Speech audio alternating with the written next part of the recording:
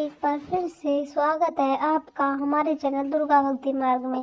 आज मैं आपको सुनाऊंगी बुधवार त्रयोदशी प्रदोष व्रत कथा। तो सुनिए। आज कार्तिक मास के शुक्ल पक्ष की त्रयोदशी तिथि है और आज बुध प्रदोष का व्रत है।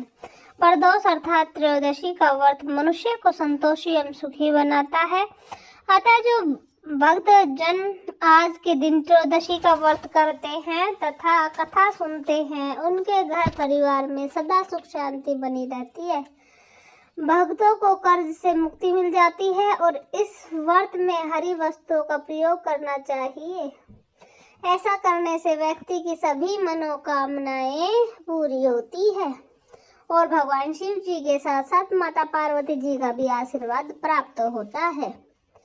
तो सुनिए ये पौराणिक कथा, जिसे आप सभी भक्तजन बड़ी ही श्रद्धा और प्रसन्नचित मन से सुनिए। साथ ही चैनल को सब्सक्राइब कर लीजिएगा, वीडियो को लाइक कर लीजिएगा, कमेंट में भोलेनाथ जी तो पार्वती जी का जयकारा जरूर लगाइएगा।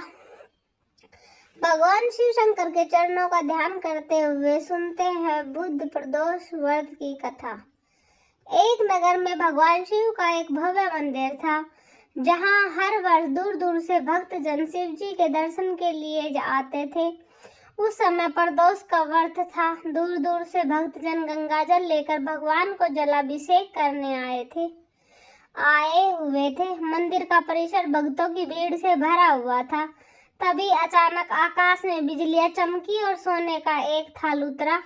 उसी के साथ एक भविष्यवाणी भी हुई कि जो कोई भगवान शंकर का सच्चा भक्त और प्रेमी होगा, उसी को यह थाल मिलेगा। प्रिय भक्तों, मंदिर के परिसर में उपस्थित सभी लोगों ने यह भविष्यवाणी सुनी और धीरे धीरे सभी इकट्ठा हो गए। जो लोग मंदिर की व्यवस्था देख रहे थे, वो भी देखते रह गए। सबसे पहले एक पंडित जी आए और बोले, देखिए भाइयों, मैं प्रतिदिन महादेव जी का अभिषेक करता हूँ, इसलिए मैं ही भोलेनाथ का सबसे निकटवर्ती प्रेमी और भक्त हूँ, इसलिए थाल मुझे ही मिलना चाहिए। इतना कहकर पंडित जी ने थाल उठाया। जैसे ही पंडित जी ने थाल उठाया, थाल पीतल का हो गया। अब देखिए, यह देखकर पंडित जी बड़े ही लज्जित हुए। उन्होंने थाल यथास्थान पर रख दिया और वहां से निकल गए। इसी प्रकार वहां उपस्थित सभी पंडितों ने खुद को आजमाया, लेकिन शायद उनमें से भी कोई भी सच्चा भक्त नहीं था।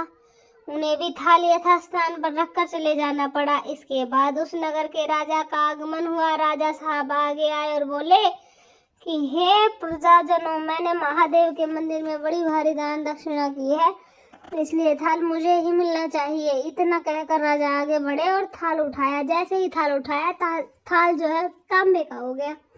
यह देखकर महाराज भी बड़े लज्जित हुए और थाल को यथास्थान पर रखकर एक तरफ खड़े हो गए।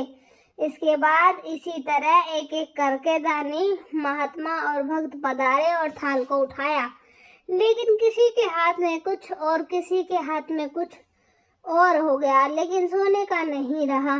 तब लोगों को पता चला कि हम में से कोई भी महादेव का सच्चा भक्त नहीं है। फिर उसी समय एक किसान का आगमन हुआ। वह बेचारा महीनों बाद आज प्रदोष व्रत की शुभ अवसर पर शिव जी के दर्शन करने आया था। गरीबी और गृहस्थी के बोझ तले दबा दिन रात खेतों में मेहनत मजदूरी करके अपना और अपने परिवार का गुजारा करता था। अभी रास्ते में आ ही रहा था कि कोई भिखारी मिल गया और कुछ खाने को मांगने लगा। इस किसान को दया आ गई और अब अपने खाने के लिए जो खाना लाया था, वह उस भिखारी को दे दिया। थाल के बारे में इसने भी सुना था, लेकिन इसने उस ओर कोई ध्यान ही नहीं दिया। सीधा मंदिर में गया और महादेव का पूजन करके बाहर आ गया। परिक्रमा करके आगे जाने को हुआ, तभी पीछे से एक व्यक्ति बोला, अरे भाई, ओ भाई, तुम भी यह थाल उठा कर देख लो, हो सकता है तुम ही वह सच्चे भक्त हो जिसके लिए थाल आया है। किसान को लगा कि वह व्यक्ति मजाक बना रहा है, तो किसान ने हंसते हुए कहा, भाई, मैं तो कभी पूजा पाठ ही नहीं करता, महीने में एक दो बार मंदिर आ जाता हूँ, मैं काहे का सच्चा भक्त। वह आदमी बोला, हम तो देख चुके हैं, हमारी भक्ति तो कौड़ी की नहीं है, अब तुम ही अपना हाथ लगा कर देख लो, सोने का थाल मिले ना मिले, किंतु पता तो चल जाएगा कि तुम्हारी भक्ति में कितनी सच्चाई है। लोगों के बहुत ही आग्रह करने पर आखिर में उस भोली भाले किसान ने जाकर थाल उठाया। तो जैसे ही उसने थाल उठाया, लोगों के आश्चर्य का ठिकाना नहीं रहा। सोने का थाल रोशनी से चमकने लगा। यह देखकर सब लोगों में खुशियों की लहर दौड़ गई।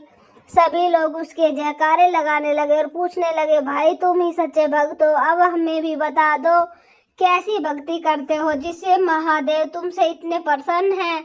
तो किसान बोला, भाई मैं कोई भक्ति नहीं करता, मैं केवल दिन भर खेतों में काम करता हूँ और थोड़ा समय निकाल कर जरूरतमंद लोगों की मदद करता हूँ। इसके अलावा भगवान भोले बाबा का मन ही मन में ध्यान कर लेता हूँ और कोई विशेष कार्य नहीं करता। लोग पूछने लगे, तुम लोगों की मदद क्यों करते हो? तो हंसते हुए किसान बोला, सुकून, दूसरों के चेहरे पर मुस्कान देखकर मुझे जो आनंद और खुशी होती है उसे मैं शब्दों में बयान नहीं कर सकता। शायद यही कारण है कि महादेव मुझसे खुश है। इसलिए हमेशा याद रखे, सत्कर्म का आनंद भी आनंद से होता है और अंत भी आनंददायक होता है। दुष्कर्म का आनंद भी दुख देता है और अंत भी दुखदायक होता है। आप सैकड़ों मील की यात्रा करके भी दूसरे का दिल दुखाते हो तो आपकी वह तपस्या ना के बराबर है। महादेव का दर्शन धूल के बराबर है। तो एक बार प्रेम से बोलिए, भोलेनाथ। जैसे आपने उस किसान पर कृपा दृष्टि बरसाई, वैसे ही अपने सभी भक्तजनों का कल्याण करना, सबकी गरीबी दरिद्रता दूर करना, उन्हें मोक्ष देना। हर हर महादेव। आई तो ये थी बुधवार की सोमवार की प्रदोष व्रत कथा।